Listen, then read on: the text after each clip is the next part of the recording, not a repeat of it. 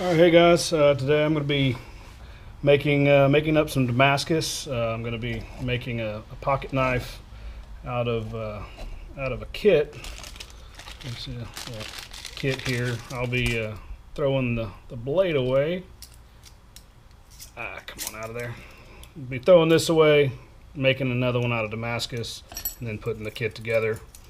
Put handles on it or scales on it, and get it all put together. This is for a gift for Christmas for a friend of mine for her husband. So I was gonna kind of get working on it now. I'll kind of keep videoing several of the steps and let you guys watch and enjoy. First thing I'm going to do, I've cut all the pieces. I'm going to stack 25 layers. It's going to be 1095, 15 and 20. Stack these together, alternating. I've cut them into shape already, or the length that I want. It's going to be they're 3 inches by 1.5 inches. I'm going to clean them up, clean off the grease, get some acetone on them, stack them in here, and then I'll weld it on, weld a little handle, and then we'll go throw it in the forge.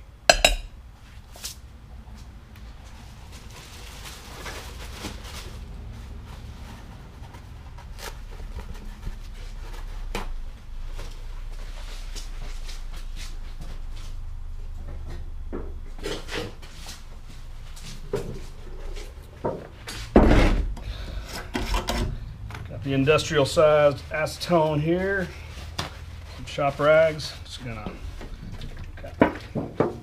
douse a little bit on there. I'm gonna set this right there. I'll just wipe them down, get all the grease and schmoo off of them, and then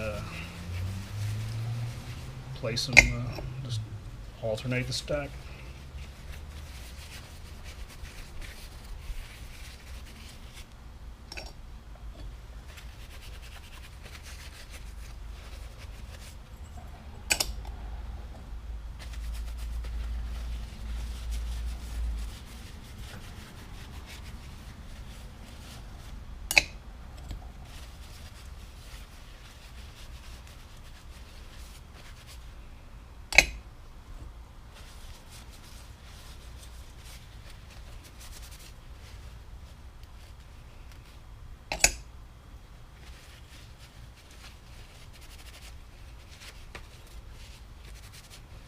One of the things when you're making Damascus, one of the most important things or learning experiences that I've had with it is the cleaner you can get the steel,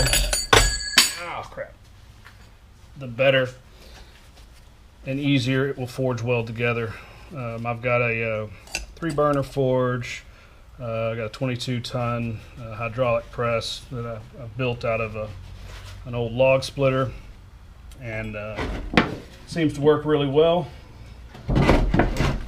Absolutely, the most important thing that I've found. Not heat, obviously, is one of them, but the cleaner it is, the better it goes together. I've done it before. I had the press, just manually by hand and a hammer, anvil, and it makes a difference if you take the time to prep all the steel, get all the mill scale off. You can see it's very shiny. All the mill scale is off of there. Get all the oil, grease, fingerprints, things like that. It'll help you in the long run. It's one of those small, simple steps to slow down, clean it up the right way, put it together, and you're gonna probably be a lot more successful if you kind of do that.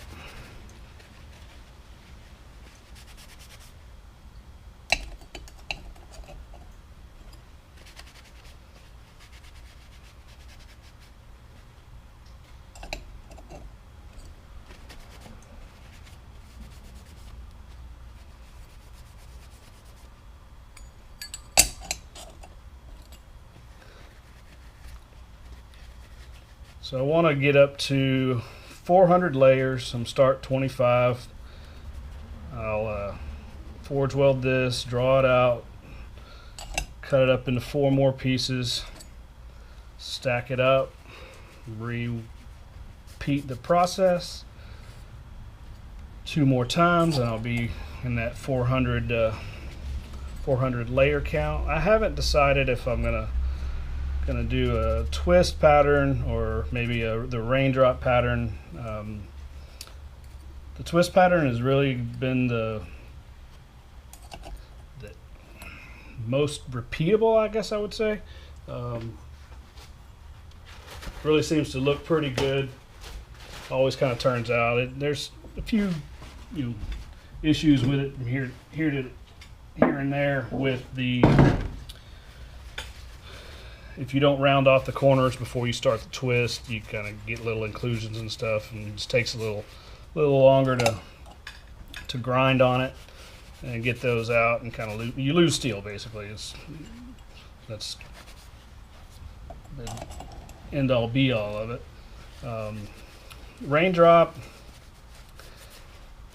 the 400 layer count is high enough. Sometimes the higher the layer count, the less dramatic the pattern, just because the layers get so tight that you can't really the eye can't really see all the intricacies and the different steels in there. So got a little work to go before we get to that point, but when we do, you'll see which one we come up with.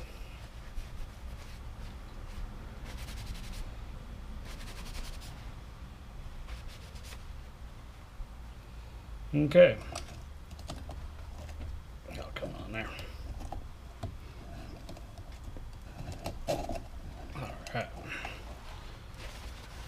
Okay, now we got that cleaned up. Just gonna kind of square it off here. It's kind of, doesn't have to be perfect. You're gonna lose. Ideally, you're going to cut the ends off, because that's where, at least when I do it, I weld the ends. I don't weld on the side up here or anything like that. I just weld on this end. Doesn't have to be perfectly straight. The pieces you can kind of see, or I'll show you once I weld up. They're not perfectly square with each one, but they're all close enough. And as you get in there with the press, it really kind of starts bearing down on it. So. Alright, it's time to weld it up. I'm going to lay a bead down the side of this and let you watch that. I'm going to move it out here so I don't end up welding it to the vise. I don't know how it's going to look on a GoPro. I've never looked at welding through a GoPro, but here we go. Get my gloves.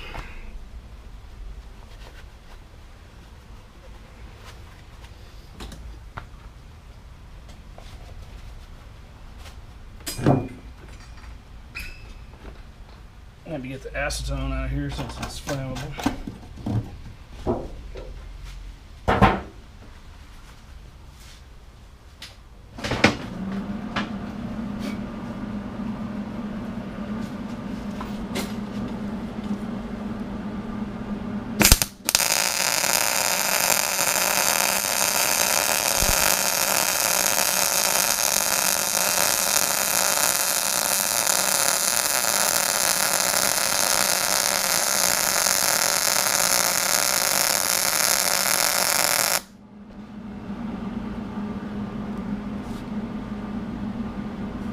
That'll do. On that side, let me take it here, flip it over.